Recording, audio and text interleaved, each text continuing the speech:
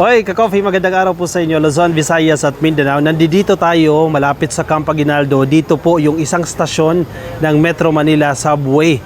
Hoy, kauna-unahan po sa Pilipinas. Imagine mo yun ha, magkakaroon na po ng subway dito sa Pilipinas at si Pangulong Bongbong Marcos mismo pupunta dito at i-inspectionin kumusta ano na yung development sa construction ng isang stasyon dito po sa Camp Aguinaldo. Alam mo ka-coffee, no?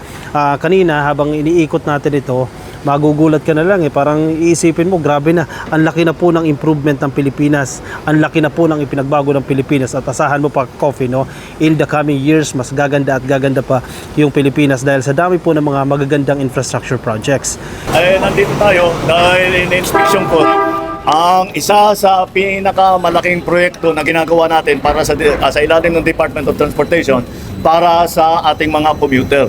Ito yung ating subway project na papaabutin natin hanggang itong phase na ito, hanggang Valenzuela. Ngayon, pagka nabuo na ito, ang travel time mula sa Valenzuela hanggang sa airport ay sa kasalukuyan, mga 2 oras yan 2 oras kalahati. Kaya mababawasan yan hanggang mga 40 minutes na lang. Kaya napakalaking bagay pag nabuo natin ito. Nakakatuwa dahil yung mga Japanese lamang na nandito ay yung talagang espesyalista. Ngunit hindi lang sila nandito, tinuturuan din ang ating mga engineer. At kung makita niyo dun sa loob, isa lang, 2 lang ang supervisor na Hapon, karamihan ng mga nagtatrabaho puro Pilipino na. Which is, once again, I am not surprised dahil kayang-kaya naman talaga ng Pilipino yan basta't maturuan na mabuti. Kaya I urge everyone to keep going and we look forward to the day when we can say na nasakyan na natin yung subway sa Pilipinas. We have taken the tube to go to work. Ito pong Metro Manila Subway Project, ito po yung kauna-unahan first subway project dito po sa Pilipinas. Magmumula po yan dyan sa Valenzuela City hanggang Parañaque City. So isipin mo yan ha, kung ikaw ay nakatira sa Valenzuela at ikaw ay pupunta ng Parañaque, ang biyahe mo na lang approximately 45 minutes. Napakabilis na yan ka-coffee ha, at convenient pa yung biyahe mo dahil ikaw ay nakasakay po ng subway. So sa madaling sabi, kasi ang pinakaplano dyan, connect na.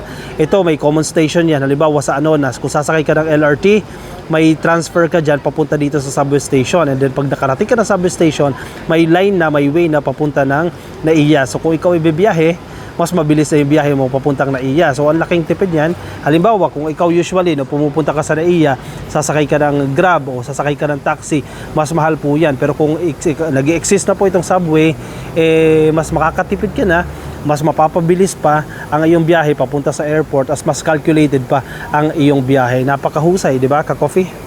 Ito ka-coffee ha, feeling ko inaantay ninyo ito Isa-isahin natin yung mga stasyon, baka isa kayo sa malapit sa mga stasyon na ito once na maging operational na itong kauna-unahang subway ng Pilipinas. Ito po yung mga stasyon. Simulan natin sa East Valenzuela Station. Mula sa East Valenzuela Station, susunod na stasyon po Quirino Highway. Tingnan ninyo, baka malapit kayo sa lugar na yan. Dadaan din po yan ng Tandang Sora at North Avenue Station. Papunta po ng Quezon Avenue Station. Dadaan po ng East Avenue Station at Anonas Station. Ito pong kinaroroonan natin ngayon, ito po yung Aguinaldo Station. Corner po yan ng Katipunan Extension at ng Boni Serrano, no? Dito sa may Camp Aguinaldo Station.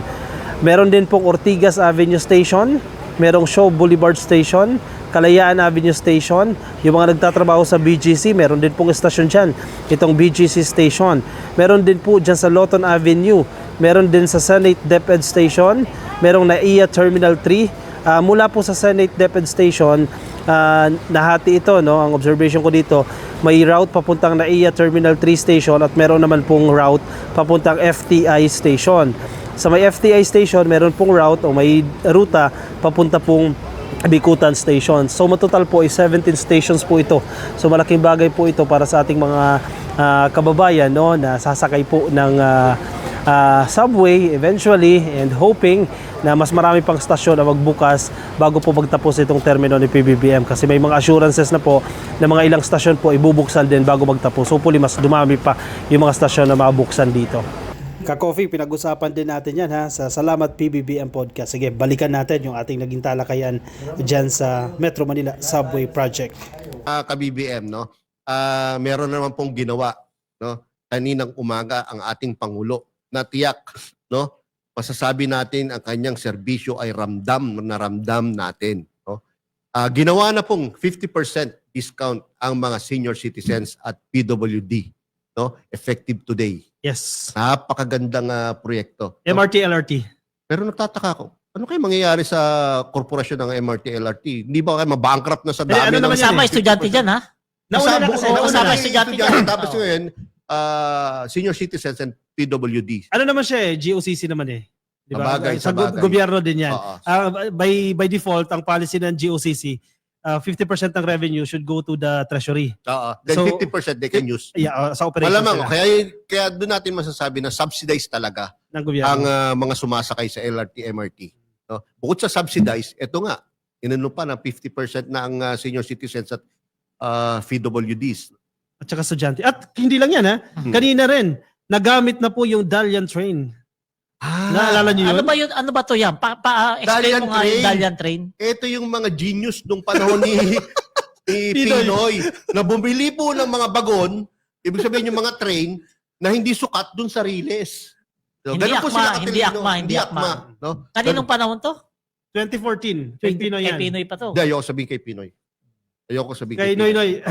Ayoko sabihin Kay kay Pinoy. Aquino. Baka mapahiya naman kasi. May Sige. video? May video?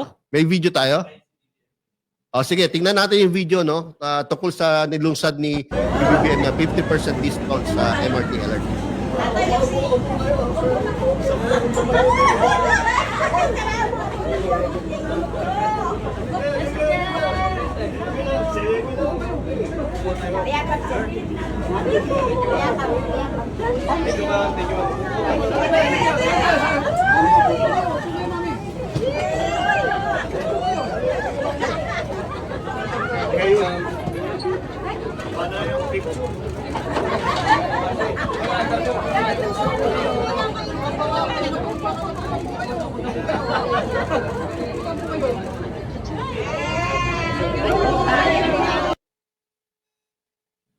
Grabe, 50% discount sa mga senior Totoo po, may at nagtanong. PWD. Malaking bagay yun. Malaking At bagay. 50% din sa estudyantes.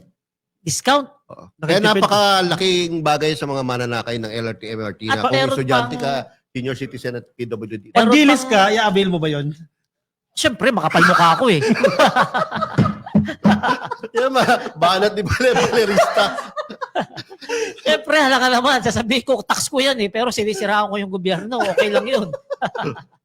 Ang maganda pa yan, huwag niyo kakalimutan yung pamilya 1+3. Meron pa yan ha. Dahil linggo. Every Sunday. Grabe, lahat ng proyekto ni PBBM, diretso sa bituka ng taong bayan. Ibig sabihin, nararamdaman. Kaya tumaas yung rating niya Oo. Ay, hindi nakakapagtaka na tumaas yung rating ni PBBM.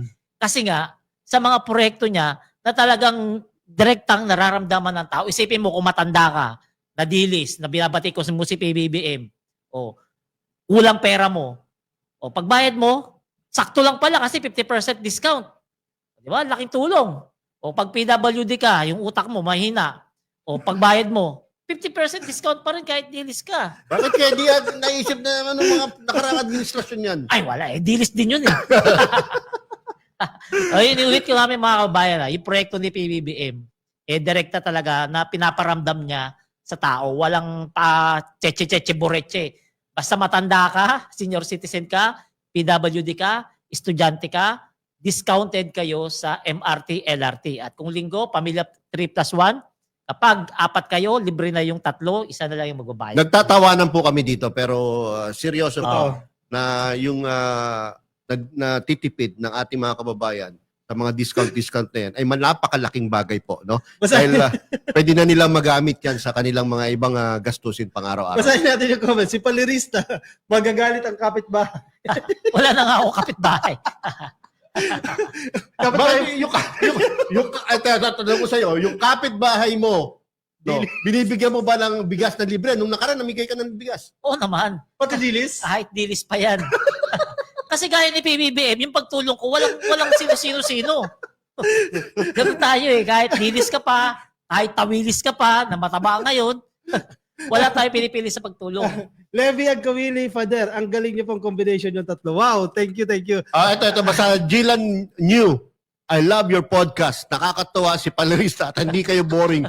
Kahit puro good news lang na ginagawa ng administration ang topic nyo. Ay, Totoo po yan. Totoo po yan. Sawa na kasi kami sa ano. Kung gusto niyo makita yung talagang side ni Kakopi, doon mo panoorin sa vlog niya yan. Dito kasi kami, Dito bawal. dito puro kami good news. Kasi kapag ano-ano kami rito, memo abutin ng producer namin. Pero papunta na po tayo sa isa pang good news.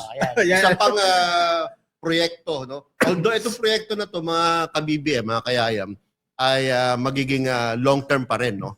Dahil inaasahan ito na ma-implement o mag-ooperate by 2028 bago bumaba sa pwesto ang ating Pangulo. No? Kasi bababa siya noong June 30, 2028. No? Inaasahan niya na itong proyekto na to ay operational na by that time. Kahit partially. Alam niyo ba kung ano yung sinasabi ko? Subway. Yan ba yung sa subway? Yan yung Oh, pinuntahan galing namin, namin. Yan yung pinuntahan natin kanina. Muntikan ko na Yan yung mahulaan. pinuntahan natin kanina na Nakasama ba? nagkataong kami lang po ang naandun. Wala nang iba. May video na, may video. O may video, may video.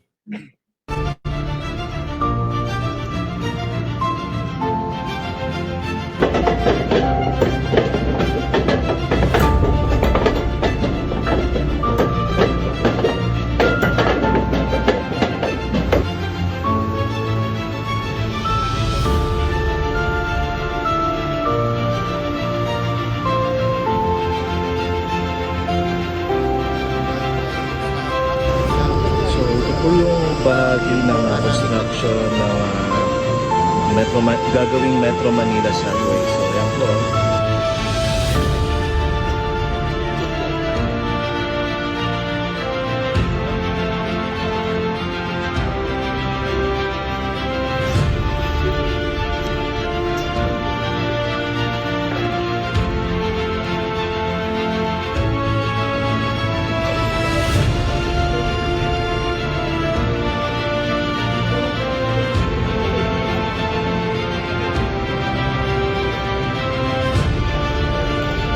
Diameter po niya is 7 meters.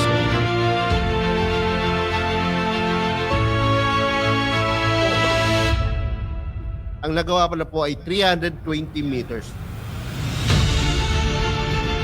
120 meters. Yes. Actually, to be exact, 325 meters na ang nagawa nila. Ang nalagyan nila ng tunnel. Tapos ang bilog nga niya, ang diameter is 7 meters. Oo. So, napakalaki. Nakakamanghak, Palerista. So, No, andun kami ni 31 million, andun kanina ang umaga. Kami lang ang vloggers na nasa baba. Kami lang ang inalaw na makababa doon sa tunnel. No? Talagang mamamangha ka. Kaya si PBBM, nung nakita niya yung tunnel, no, very impressed siya. Ang saya-saya ni PBBM kahit sino ba kanina. naman, kahit sino Oo. ba. At ang kagandahan doon, galing na galing siya sa Japanese technology, sa mga Hapon. Ito mga... Pero mga- Palerista, alam mo ba, meron na mga Filipinos na mga engineers doon na ang gagaling na rin Oh? dahil tinuturuan na ng mga Hapon. Na-adapt nila yung technology. Yes. May technology transfer kasi nakasama doon sa proyekto na yan. So ito itong proyekto na subway na to, kapag natapos to, inaasahan 519,000 na pasahero araw-araw ang masiservisyohan nito. Ang biyahe nito, Valenzuela hanggang Parañaque balikan. Mabilis ng biyahe. Noon kasi 2.5 hours yung biyahe mo. Mula Valenzuela papuntang Bicutan, no? 2.5 hours. Wala pa traffic yan, ha? Wala pang traffic. Ngayon, pag naging operational na yan, 40 to 45 minutes. Yan ang sabi ni PBBM. Ganun kabilis? Ganon kabilis. Ganun kabilis. May mga hinto-hinto pa yan. 17 stations yan, no? 17 stations. East Valenzuela. And may route yan papuntang NAIA Terminal 3. Wow, yan ang kulang dito sa atin. Yan. Diba? Ang laking tipid yan. Kasi di ka na magta-taxi, di ka na mag-grab. Papunta Yan yung ng nakita NAIA. ko sa Hong Kong eh. Oo. Kapag na fully operational yan, di ba? Pag kunyari nasa Hong Kong ka, pag nasa airport ka, pwede ka nalang mag-train, mag-subway lang. palabas, di ba? Oo. Pumunta ka kung saan mo gusto pumunta. Ganyan mangyayari sa atin. Patay Kaya napaka-exciting, di ba? First time. Patay na ito yung mga taxi driver na malakas managa. Oo, di ba? Puro airport, no? Yung mga nananagana. Kasi mo, airport to Alabag, 3,000. Sabi, magkano na? Siyempre, I think, subsidize din ng gobyerno yan. Siguro naman naabot ng 50 o 100 ang isang Grabe. biyahe niyan. Itong subway talaga na lang kulang dito sa Pilipinas. Gaya mga nakikita sa ibang bansa, di ba? Yan talaga ang katuparan ng pangarap natin na mapaluwag ang kukommute natin araw-araw kapag itong subway na to, talagang natapos. Nakaka-proud talaga yan. Pag, Nakaka-proud, yan. nakaka-proud. Talagang legacy project ni Pangulong Bongbong Marcos siya na kahit wala na siya sa mundong ito, no, in a century, no, maalala pa rin ng taong bayan na yan ay ginawa ng Pangulong PBBM noong kanyang Oo. panahon. Eh, Pero mga ka-BBM, alam nyo ba, yung plano tungkol dyan sa subway na yan, yung idea na yan, ay nung panahon pa ng ama ni PBBM, Oh, totoo. 1970s pa. Totoo. Yes. Oh. Merong research or pag-aaral o feasibility study na ginawa ang JICA. Oh. No? Tungkol Panahon dyan. pa ni Marcos Sr. Panahon ni Marcos Sr. Matindi talaga yun. Tapos, Matindi di ba tatay. napakaganda, di ba? Si Marcos Sr. ang nag-isip niyan, no? Panahon niya, nung Matatapos Pilano kaya, no? yan. At ngayon, Ginagawa. marirealize panahon ng kanyang anak. I-run-through ko lang yung mga stations. Mabilis lang ha. 17 ito. Baka madadaanan yung ruta ninyo. East Valenzuela, Quirino Highway, Tandang Sora, North Avenue, Quezon Avenue, East Avenue, Anonas. Sa Anonas, common station yan. So magkakabit yan papuntang LRT2. MRT. LRT2. Tapos Camp Aguinaldo, Ortigas Avenue, Shaw Boulevard, Kalayaan Avenue, BGC, Loton, Senate DepEd Station. And from Senate DepEd Station, magbibiyak yan papunta ng NAIA Terminal 3 and FTI Station, yung Sakayan Terminal. Wow. Mula sa NAIA Terminal 3, may daan papuntang Bikutan Station. Ako. Napakaganda, di ba? Napakaganda po. At yan. hindi lang yan. Kapag natapos lahat yan ng MRT na yan, LRT na yan, at ang subway, lahat yan po magkakaroon ng connection. Oh. Kaya Parang ibang maglalakad-lakad bansa. ka na lang po sa lilipat-lipat ka lang kung saan ka talaga papunta. Grabe. Di ba napakaganda? Tapos sabi ni PBBM, mamadaliin, hopefully matapos bago matapos yung kanyang term. Grabe, ngayon ko lang nalaman, kabibig. Paano, ang nagplano pala niyan, si Ferdinand Marcos Sr. Oh, yan. Tama si Rowie Kwaikong Gunda. 1973 1973 ginawa ng study. yan. Grabe, matindi talaga. Daika. Matindi talaga yung tatay ni PBBM, no? Malupit mag-isip Matindi yun. talaga yung Matindi tatay, no? talaga yun. Tinulugan Kaya, kasi. kaya hindi rin magtataka kung yung bunga o yung anak ay matindi rin mag-isip. Grabe, bilib, Ganda. bilib ako sa tatay. Galing, galing. Oh, siya